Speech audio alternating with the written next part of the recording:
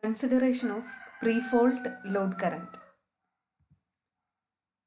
So while we were solving the symmetrical faults, we have assumed that the system is working under no load condition because the fault currents are very much larger than the load currents, and in that cases we will neglect the load currents and assume that the system is working under no load condition.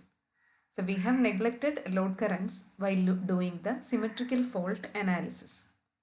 But there can be some situations where this load current cannot be neglected. So in some cases, we have to consider the load current also. So in such cases, when there is a need for considering the load current, we can do it by using superposition theorem.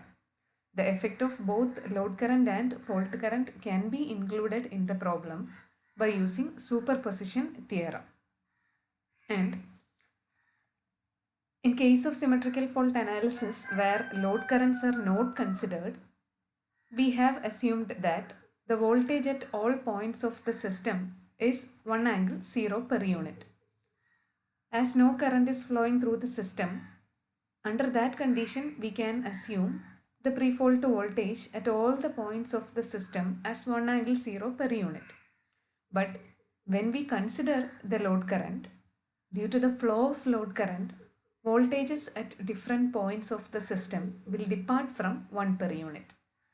Because due to the flow of load current, there will be voltage drops across different components, and as a result of this, the voltage at different points of the power system network will be different from 1 angle 0 per unit. So there is a need for calculating the pre-fault voltage.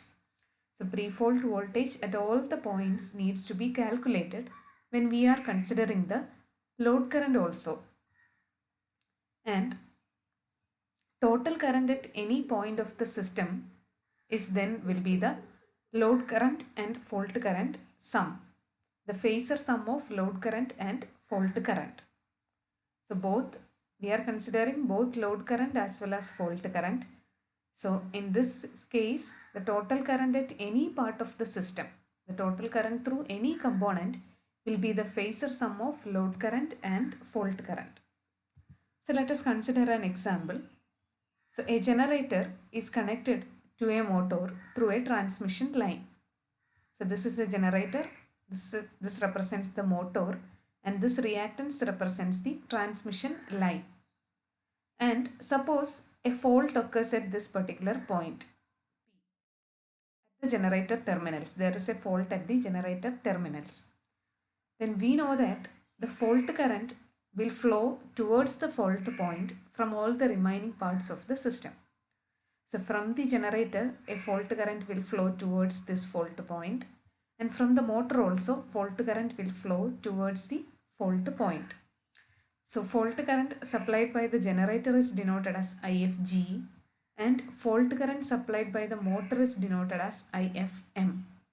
So from generator as well as from the motor, fault current will flow out of the terminals, out of the generator terminal and out of the motor terminal towards the fault point.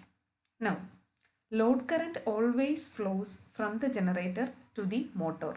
So out of the generator terminal and into the motor terminal.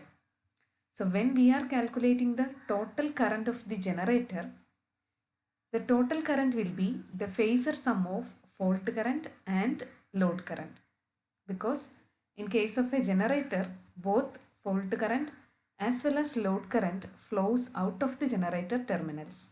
So here total current of the generator will be the phasor sum of fault current and load current. Both are in the same direction. Now, in the case of motor, the fault current is flowing out of the motor terminals, whereas the load current is flowing into the generator terminals. So for a motor, the total current will be the phasor difference between the fault current and the load current. So this is how we can consider the pre-fault load current while doing symmetrical fault analysis.